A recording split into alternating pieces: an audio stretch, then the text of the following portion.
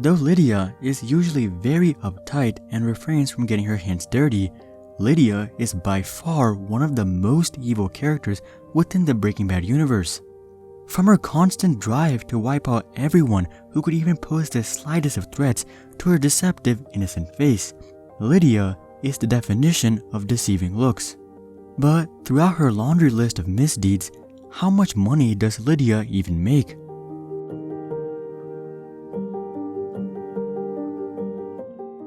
Well, starting off with her cushy corporate job, Lydia is at the top of the ladder at Madrigal Electromotive, serving as the head of logistics. To estimate how much money she exactly gets paid from Madrigal, we have to take a look at how big of a corporation Madrigal is. In Season 3, Episode 9 of Better Call Saul, Lydia reveals to Mike that Madrigal has 114,000 employees, and we know that Madrigal is involved in many businesses. But the main two are the manufacturing of industrial equipment and global shipping. So Madrigal Electromotive is essentially a giant industrial manufacturer and shipping company with over 100,000 employees.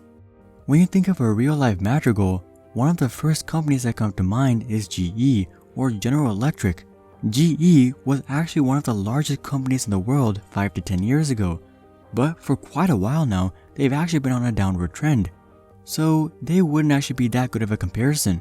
A similar company that's actually doing very well, on the other hand, is Honeywell.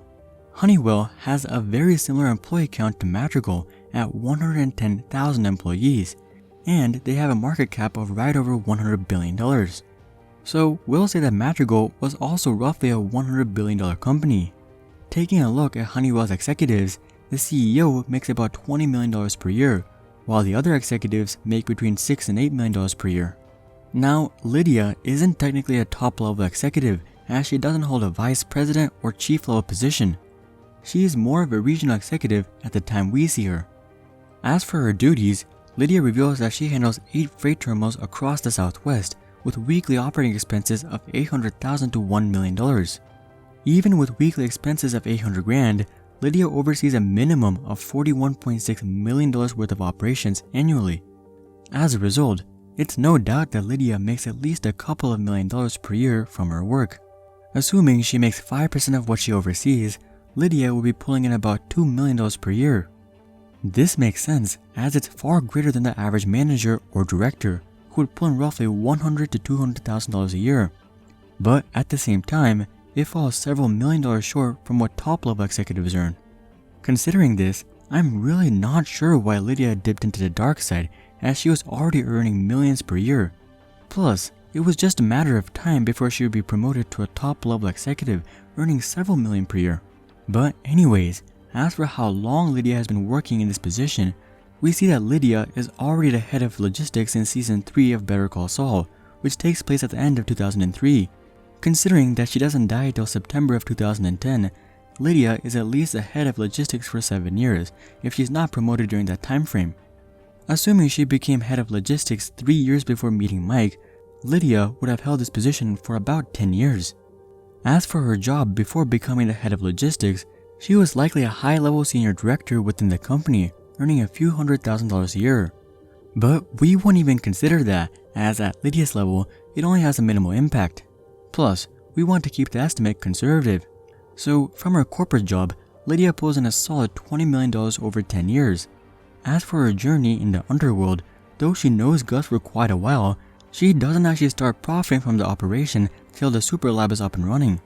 Starting with the super lab construction itself, the entire lab is estimated to cost about $8 million. However, most of this probably went towards the construction itself as opposed to the industrial equipment. So Lydia likely didn't profit too much selling equipment for Gus's lab. Her main source of income from Gus is from selling him chemicals, and this does add up to quite a bit despite the lab only being up for 6 months. In the How Much Does Gus Fring Make video, we estimated that Gus pays about 20% to his chemical producers, but he does have multiple sources. Assuming that it's a 50-50 split between Madrigal and Cho's chemical company, Peter and Lydia would get 10% of the total revenue. Again, splitting it in half between Peter and Lydia, Lydia would get approximately 5% of the total revenue. At 200 pounds a week at $2,500 per ounce for 24 weeks, Lydia would receive a cool $9.6 million in just 6 months, which is a rate that's 10 times faster than her corporate job. After Gus's empire crumbles to the hands of Walter, Lydia helps Walter pull off the methylamine heist. From how much Mike and Jesse sell off their shares of the methylamine for, we know that they stole roughly $15 million worth of methylamine. Now, Lydia should get a portion of this, as she was the one who enabled the whole operation to run smoothly. However, it doesn't seem like terms were ever settled, or that Lydia was ever paid out for the heist itself. Mike did spare her life, so I think she accepted that as the payment. Though it doesn't seem like she got any money from the heist itself, we do know that Lydia was paid for providing Wall's product and then later Jesse's product to the Czech Republic. In Season 5, Episode 8, Lydia reveals that she plans to start with 10 pounds a week and then scale up to 25 pounds per week, meaning $1 million in revenue per week. She also thinks that a 30% share of the revenue is fair for international services, assuming that half of her share went towards paying for any more she had to pay in the distribution network or dealers in the Czech Republic. Lydia would profit 15% of the total revenue, or $150,000 per week. Lydia does work with Walter for a bit of time, but most of her business in the Czech Republic is fulfilled by Uncle Jack using Jesse.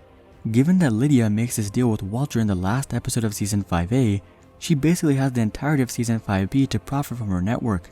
Given that Season 5B covers between March and September of 2010, this gives Lydia right about 6 months to work with Todd. Subtracting 2 weeks for any sort of production issues, Lydia would profit $150,000 per week for 24 weeks, amounting to $3.6 million. Adding this $3.6 million to the $9.6 million she made with Gus, Lydia profited a total of $13.2 million from her shady dealings. Along with her corporate gig, Lydia made a total of $33.2 million, or right about $30 million. At the end of the day, Lydia was making 5 to 10 times more than her corporate job per year with her underground dealings. But really, Lydia should have just stepped out when she could after Gus's death, as the extra risk was simply not worth it, as it's not like she needed the money anyways. Furthermore, it was just a matter of time until someone above her retired or switched companies, at which point she could have become a top-level executive making several million per year completely legally. Moreover, given her high intellect and young age, she could have easily invested this money into various reliable investments without having to worry about the security of her life or getting put behind bars. And by the time she retires, she could have had hundreds of millions of dollars just for her and her daughter. But as we already know, Lydia let a little short-term gains overshadow her long-term success.